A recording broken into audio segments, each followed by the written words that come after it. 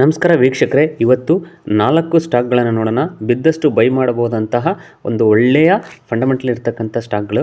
So ನೀವು ಯಾವುದೇ ಇರಲಿ ಸ್ಟಾಕ್ ಮಾರ್ಕೆಟಲ್ಲಿ, ಅದು ಸ್ಮಾಲ್ ಕ್ಯಾಪ್ ಇರ್ಬೋದು, ಮಿಡ್ ಕ್ಯಾಪ್ ಇರ್ಬೋದು, ಲಾರ್ಜ್ ಕ್ಯಾಪ್ ಇರ್ಬೋದು, ಫಂಡಮೆಂಟಲ್ಸ್ ಚೆನ್ನಾಗಿದ್ರೆ, ಕಂಪ್ನಿ ಒಳ್ಳೆ ಸ್ಟ್ರಾಂಗ್ ಇದ್ದರೆ ಮತ್ತು ಅದರ ಫ್ಯೂಚರ್ ಪ್ರೊಡಿಕ್ಷನ್ ಅಂದರೆ ಫ್ಯೂಚರ್ ತುಂಬ ಚೆನ್ನಾಗಿದೆ ಅಂತ ಅನಿಸಿದ್ರೆ ಖಂಡಿತವಾಗಿಯೂ ಅವು ಒಳ್ಳೆಯ ರಿಟರ್ನ್ಸನ್ನು ಕೊಟ್ಟೇ ಕೊಡುತ್ತೆ.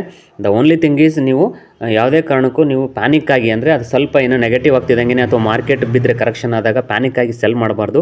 ಪೇಷನ್ಸಿಂದ ಹೋಲ್ಡ್ ಮಾಡಬೇಕು. ಖಂಡಿತವಾಗ್ಲೂ ಸ್ಟಾಕ್ ಮಾರ್ಕೆಟಲ್ಲಿ ನೀವು ಸಕ್ಸಸ್ ಆಗ್ತೀರಾ. ಇಲ್ಲಿ ನೋಡಿ, ಫೋಟೋ ನೋಡ್ತಿದ್ದೀರಲ್ಲ, ಇದು ರೀಸೆಂಟಾಗಿ ಚಿಕ್ಕಮಂಗ್ಳೂರಲ್ಲಿ IIFL ಕಂಪ್ನಿಯಿಂದ ಒಂದು ಸೆಮಿನಾರನ್ನು ಕಂಡಕ್ಟ್ ಮಾಡಿದರು. ಸೊ ಈ ಥರ IIFL ಕಂಪ್ನಿಯವರು ತುಂಬ ಸೆಮಿನಾರ್ಸು, ವೆಬಿನಾರ್ಸ್ ಎಲ್ಲ ಕಂಡಕ್ಟ್ ಮಾಡ್ತಾ ಇರ್ತಾರೆ.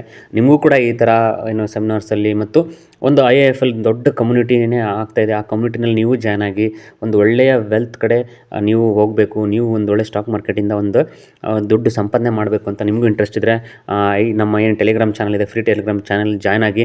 ಸೊ ಅಲ್ಲಿಂದ ನಾನು ನಿಮಗೆ IIFL ಕಮ್ಯುನಿಟಿ ಜಾಯ್ನಿಂಗ್ ಲಿಂಕ್ಸನ್ನು ಕೊಡ್ತೀನಿ. ನೀವು ಕೂಡ IIFL ಕಮ್ಯುನಿಟಿಯನ್ನು ಜಾಯ್ನ್ ಆಗ್ಬೋದು. ಸೊ ಅವರ ಅಕೌಂಟ್ ಹೋಲ್ಡರ್ಸಿಗೆಲ್ಲ ಈ ಥರ ಫ್ರೀ ಸೆಮಿನಾರ್ಸ್, ವೆಬಿನಾರ್ಸ್ ಕೂಡ ಕಂಡಕ್ಟ್ ಮಾಡ್ತಾ ಇರ್ತಾರೆ.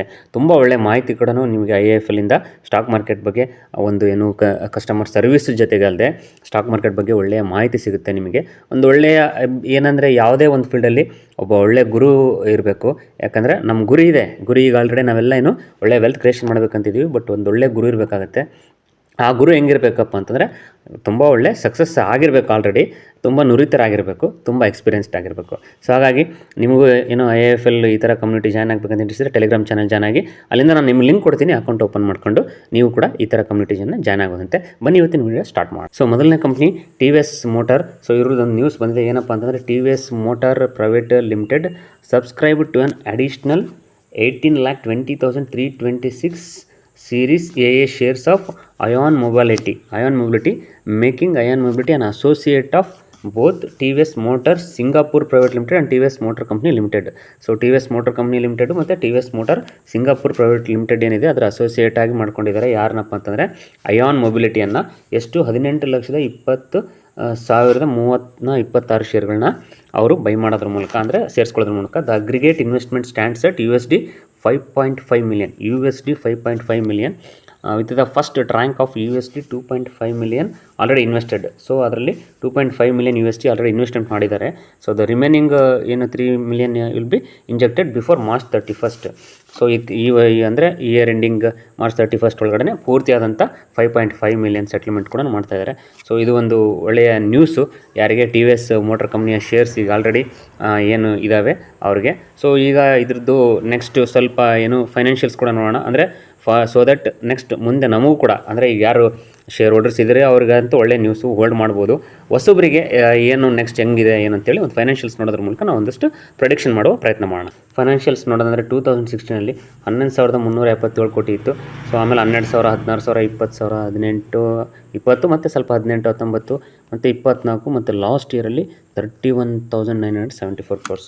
ಸೊ ಒಂದು 6 to 7 year ಪೀರಿಯಡಲ್ಲಿ 11,000 to 30,000 ಕೋಟಿ. ಸ್ವಲ್ಪ ಯೂಶ್ವಲ್ ಆಗಿ ನೀವು ಈ ಥರ ಆಲ್ರೆಡಿ ಡೆವಲಪ್ಡ್ ಕಂಪ್ನೀಸಲ್ಲಿ ಭಾಳ ನೋಡಿರಿ, ತುಂಬ 11,000 to 30,000 ಅಂದರೆ 3x ಸೇಲ್ಸ್ ಗ್ರೋತ್ ಆಗಿದೆ. ಅಂದರೆ ನಿಜವಾಗ್ಲೂ ಇದು ಯಾಕಂದರೆ ವಂಡರ್ ವಿಷಯನೇ, ವಂಡರ್ ಕಂಪ್ನಿನೇ. ಇಷ್ಟೊಂದು ದೊಡ್ಡ ಕಂಪ್ನಿಗಳಲ್ಲಿ ಏನಪ್ಪ ಅಂದರೆ ಒಂದು 10%, 5% ಸೇಲ್ಸು ಮತ್ತು ಪ್ರಾಫಿಟನ್ನು ನಾವು ಅಪ್ ಆಗೋ ಒಂದು ಪ್ರಮೇಯ ನೋಡ್ತೀವಿ. ಬಟ್ ಇದರಲ್ಲಿ ತುಂಬ 3x ಗ್ರೋತ್ ಆಗಿದೆ. So okay, net profit OPM ಕೂಡ ತುಂಬ ಚೆನ್ನಾಗಿ ಮೇಂಟೈನ್ ಮಾಡ್ತಾ ಇದೆ. So it's around 10% average. Net profit ನೋಡ್ತಾ ಹೋಯ್ತು ಅಂದರೆ 430 crores ಇದೆ, 500, 600, 700, 1,300 crores. ಸೊ ನೀವು ಇಯರ್ ಟು ಇಯರ್ ನೋಡಿರಿ, ಪ್ರಾಫಿಟ್ಟು ಅಪ್ಪೇ ಆಗ್ತಿದೆ. ಇಲ್ಲೊಂದು ಸ್ವಲ್ಪ 675 ಮತ್ತು 725 ಮತ್ತು 647 ಮತ್ತು 600 to 700, 1,300. ಸೊ ಡಿವಿಡೆಂಡ್ ಪೇಔಟ್ ಪ್ರತಿ ವರ್ಷನೂ ಮೋರ್ ದೆನ್ 20% ಇಯರ್ಲಿ. ಸೊ ಇದರ ಫೈನಾನ್ಷಿಯಲ್ಸ್ ಬಗ್ಗೆ ನಾವು ನೋಡಿದ್ರೆ ಸಾಕು, ಏನು ಮಾತಾಡೋದು ಬೇಕಾಗಿಲ್ಲ. ಇನ್ನು ನಾವು ಕಂಪ್ನಿ ಬಗ್ಗೆ ನಾವು ಜಾಸ್ತಿ ತುಂಬ ಡೀಪ್ ರಿಸರ್ಚ್ ಮಾಡೋ ಅವಶ್ಯಕತೆ ಇಲ್ಲ. ಯಾಕಂದರೆ TVS ಮೋಟಾರ್ ಕಂಪ್ನಿ ಇಟ್ಸ್ ತುಂಬ old company, it's most popular company. So ಏನಪ್ಪ ಅಂತಂದರೆ, ಈ ಥರ ಪ್ರತಿಯೊಂದನ್ನು ಅಪ್ಡೇಟ್ಸನ್ನು ತಗೋತಾ ಇರಬೇಕು. ಆ್ಯಸ್ ಫೈನಾನ್ಷಿಯಲ್ಸ್ ನಾವು ಒಂದು 6 to 7 ವರ್ಷ ಫೈನಾನ್ಷಿಯಲ್ ಟ್ರ್ಯಾಕ್ ರೆಕಾರ್ಡ್ ನೋಡ್ತಾ ಇತ್ತು ಅಂದರೆ it looks like a beautiful company. So ಇನ್ನು ಶೇರ್ ಹೋಲ್ಡಿಂಗ್ ಪ್ಯಾಟ್ರನಿಗೆ ಬಂತಂದರೆ, ಪ್ರಮೋಟರ್ಸ್ 50.2 ಇದ್ದಾರೆ, FIS 19.20, DIS 20, ಪಬ್ಲಿಕ್ 8.67%. ಟೋಟಲಿ ನಾವೇನಂತೀವಲ್ಲ ಒಂಥರ ಪರ್ಫೆಕ್ಟ್ ಅಂತೀವಲ್ಲ ಆ ಥರದಲ್ಲಿ ಒಳ್ಳೆಯ ಶೇರ್ ಹೋಲ್ಡಿಂಗ್ ಪ್ಯಾಟ್ರನ್ ಕೂಡ ಇದೆ. ಫೈನಾನ್ಷಿಯಲ್ಸ್ ಕೂಡ ಚೆನ್ನಾಗಿದೆ, ಕಂಪ್ನಿ ಕೂಡ ತುಂಬ ಪಾಪ್ಯುಲರ್ ಇದೆ, ಸೇಲ್ಸು ಕೂಡ ಇಯರ್ ಟು ಇಯರ್ ತುಂಬ ಚೆನ್ನಾಗಿ ಮಾಡ್ತಾಯಿದೆ. ಹಾಗಾಗಿ ನೀವು ಖಂಡಿತವಾಗಿಯೂ ಇಂಥ ಕಂಪ್ನಿನ ನೀವು ರ್ಯಾಡರಲ್ಲಿ ಇಟ್ಕೊಳ್ಳಿ. So when our time comes deep ಇದ್ದಾಗ ಇದನ್ನು ನೀವು ಯೋಚನೆ ಮಾಡ್ಬೋದು ನೀವು ಇನ್ವೆಸ್ಟ್ಮೆಂಟ್ ಮಾಡೋದಕ್ಕೆ. So finally decision is yours. So please keep in radar ಅಷ್ಟೇ ನೀವು ಸ್ಟಡಿ ಮಾಡಬೇಕು. ಯಾಕಂದರೆ ಫೈನಲಿ ಅಲ್ಟಿಮೇಟ್ಲಿ ನಿಮ್ಮದೇ ಡಿಸಿಷನ್ ಆಗಿರಲಿ. ಯಾವ ನೀವು ಫೈನಾನ್ಷಿಯಲ್ ಅಡ್ವೈಸರ್ನ ಇಟ್ಕೊಳ್ಳಿ. ಸೊ ಅದರಿಂದ ಅಡ್ವೈಸ್ ತೊಗೊಳ್ಳಿ. ಅಥವಾ ನಿಮ್ಗೆ ಯಾರಾದರೂ ಈಗ ಆಲ್ರೆಡಿ ಒಳ್ಳೆ ಸೆಬಿ ರಿಜಿಸ್ಟರ್ಡ್ ಇದ್ದಾರೆ, ಅಥವಾ ಯಾವುದೋ ಈಗ ದೊಡ್ಡದನ್ನು ಹೇಳಿದ್ನಲ್ಲ IIFL ಆ ಥರದಲ್ಲಿ ನೀವು ಹೋಗ್ತಾ ಇದ್ದೀರಿ ಅಂತಂದರೆ ಒಂದು ಒಳ್ಳೆಯ ಸಜೆಷನ್ಸ್ ತೊಗೊಂಡು ನೀವು ಕೂಡ ಇನ್ವೆಸ್ಟ್ಮೆಂಟ್ಗೆ ಪ್ಲಾನ್ ಮಾಡ್ಕೋಬೋದು. So first company TVS motor company. So keep in radar, have a study about this company. So ಎರಡನೇ ಕಂಪ್ನಿ ನೋಡೋಕ್ಕಿಂತ ಮುಂಚೆ ಇಲ್ಲೊಂದು ಸಣ್ಣ ಅಪ್ಡೇಟ್ ಬಂದಿದೆ. So it's related to Oriana power limited. So ಏನಪ್ಪ ಅಪ್ಡೇಟ್ ಅಂದರೆ, Oriana power limited had received a new order for power generation of a 1.3 megawatt solar power plant from Hindustan Aeronautics Limited under RESCO, Renewable Energy Service Company segment of the company. Furthermore, the projects are scheduled to be completed in the financial year 2024-25.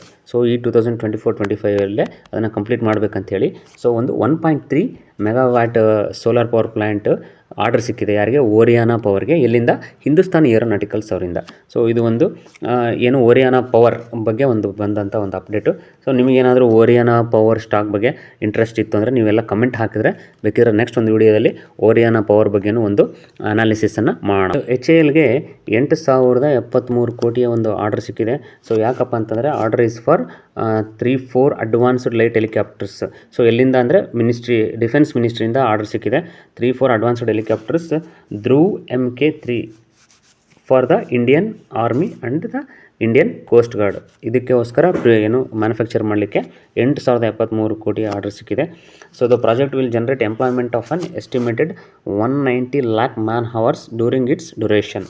It will also entitle the supply of equipment from more than 200 MSMEs and 70 local vendors will be involved in the indigenization process, which is likely to have a positive impact on employment generation in this sector, thus furthering the vision of Atma Nirbhar Bharat, HAL said in a statement. So ಈ ನಿರ್ಭರ್ ಭಾರತ್ ಅಂತ ಏನು ಮಾಡ್ತಾ ಇದ್ದಾರೆ government ಕಡೆಯಿಂದ, ಅದರಿಂದ ನೋಡಿ ನೀವು ಇಲ್ಲಿ 190 lakh ಮ್ಯಾನ್ ಅವರ್ಸ್ ಅಂದರೆ ಎಂಪ್ಲಾಯ್ಮೆಂಟ್ ಕ್ರಿಯೇಷನ್ ಆಗ್ತಾಯಿದೆ. 200 MSMEs ಮತ್ತು 70 ಲೋಕಲ್ ವೆಂಡರ್ಸಿಗೆ ಅದರಿಂದ ಕೆಲಸ ಸಿಗ್ತಾ ಇದೆ. ಸೊ ಇದರಿಂದ ನಾವು ಹೇಳ್ಬೋದು ಎಂಪ್ಲಾಯ್ಮೆಂಟ್ ಕ್ರಿಯೇಷನ್ಸ್ ಅಂತಲೂ ಹೇಳ್ಬೋದು. ಜೊತೆಗೆ ಒಂದು ಒಳ್ಳೆ ಆರ್ಡರ್ ಕೂಡ ಸಿಕ್ಕಿದೆ HALಗೆ.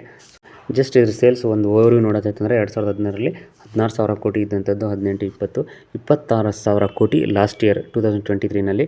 ಸೊ ಒಳ್ಳೆಯ ಸೇಲ್ಸ್ ಗ್ರೋತ್ ಇದೆ. OPM ಕೂಡ ಸೂಪರಾಗಿ ಅಬೌಟ್ 20% ಮೇಂಟೈನ್ ಮಾಡ್ತಾ ಇದೆ.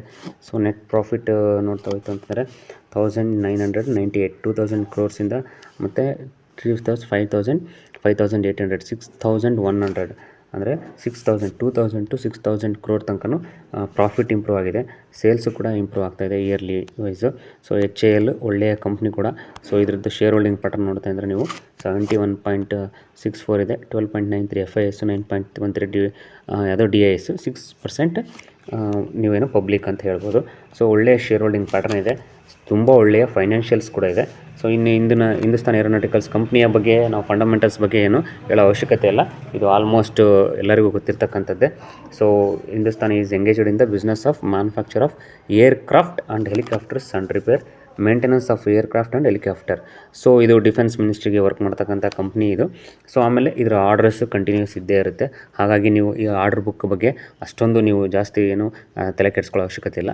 ಸೊ ಏನಪ್ಪ ಅಂತಂದರೆ ಮೇನ್ ಏನಂದರೆ ಅಪ್ಡೇಟ್ಸನ್ನು ನೋಡ್ತಾ ಇರಬೇಕು, ಸ್ವಲ್ಪ ಫೈನಾನ್ಷಿಯಲ್ಸ್ ನೋಡ್ತಾ ಇರಬೇಕು, ಫಾಲೋ ಅಪ್ ಇರಬೇಕು ಅಷ್ಟೇ. ಫಾಲೋ ಅಪ್ ಇರಬೇಕು. ಈಗ ಯಾರು ಆಲ್ರೆಡಿ ಶೇರ್ ಹೋಲ್ಡರ್ಸ್ ಇದ್ದೀರಾ ಇದಕ್ಕೆ ಕಂಟಿನ್ಯೂ ಆಗಿ ಹೋಲ್ಡ್ ಮಾಡ್ಬೋದು. ಮತ್ತು ಈ ಕಂಪ್ನಿಯ ಬಗ್ಗೆ ಏನಾದರೂ ನಿಮಗೆ ಡೀಟೇಲ್ಸ್ ಅಥವಾ ಸಜೆಷನ್ಸ್ ಏನಾದರೂ ಬೇಕಿದ್ದರೆ ಕಮೆಂಟ್ ಮಾಡಿ, ಖಂಡಿತವಾಗಿ ನಾನು ಅದನ್ನು ಕೊಡುವಂಥ ಪ್ರಯತ್ನ ಮಾಡ್ತೀನಿ. ಈಗ ಥರ್ಡ್ ಕಂಪ್ನಿ ಕಲ್ಯಾಣಿ ಸ್ಟೀಲ್ಸು. ಇದರದ್ದು ರೀಸೆಂಟಾಗಿ ಒಂದು ಅಪ್ಡೇಟ್ ಬಂದಿತ್ತು, ಅದನ್ನು ಕವರ್ ಮಾಡ್ಬೇಕು ಅಂದ್ಕೊಂಡಿದ್ದೆ, ಬಟ್ ಕೆಲವೊಂದು ವಿಡಿಯೋಗಳಲ್ಲಿ ಆಗಿರಲಿಲ್ಲ. ಸೊ ಸ್ವಲ್ಪ ಲೇಟ್ ಆದರೂ ಕೂಡ ಕವರ್ ಮಾಡ್ತಾ ಇದ್ದೀನಿ. ಸೊ ಸುಮಾರು ಜನರು ಕೇಳಿದ್ರು ಕೂಡ, ಸೊ ಈ ಥರ ಒಂದೇನೋ ಅಪ್ಡೇಟ್ ಬಂದಿದೆಯಲ್ಲ ಕಲ್ಯಾಣಿ ಸ್ಟೀಲ್ಸ್ ಅಂತ. ನನಗೆ ಅನಿಸಿದ ಮಟ್ಟಿಗೆ ಸಬ್ಸ್ಕ್ರೈಬರ್ ತುಂಬ ಜನರ ಹತ್ರ ಇದು ಕಲ್ಯಾಣಿ ಸ್ಟೀಲ್ಸ್ ಇದೆ ಅನ್ಕೋತೀನಿ. So message ಮಾಡ್ತಾಯಿದ್ರಿ. ಸೊ ಅವರಿಗೆಲ್ಲ ನಿಮಗೆಲ್ಲ ಇದ್ರ ಅಪ್ಡೇಟ್ ಬಗ್ಗೆ ಹೇಳ್ತಾ ಇದ್ದೀನಿ ನೋಡಿ. 11,751 ಕ್ರೋರ್ಸ್ ಆರ್ಡರ್ ಸಿಕ್ಕಿದೆ. ಯಾರಿಗೆ? ಕಲ್ಯಾಣಿ ಸ್ಟೀಲ್ಸ್ ಅವರಿಗೆ, ಇಲ್ಲಿಂದ ಒಡಿಶಾ ಗೌರ್ಮೆಂಟಿಂದ. So this venture is set to revolutionise our industrial landscape, providing over 10,000 job opportunities in highly skill oriented trades. This project is a perfect match for our aspirations for creating an ecosystem conductive to new age industries.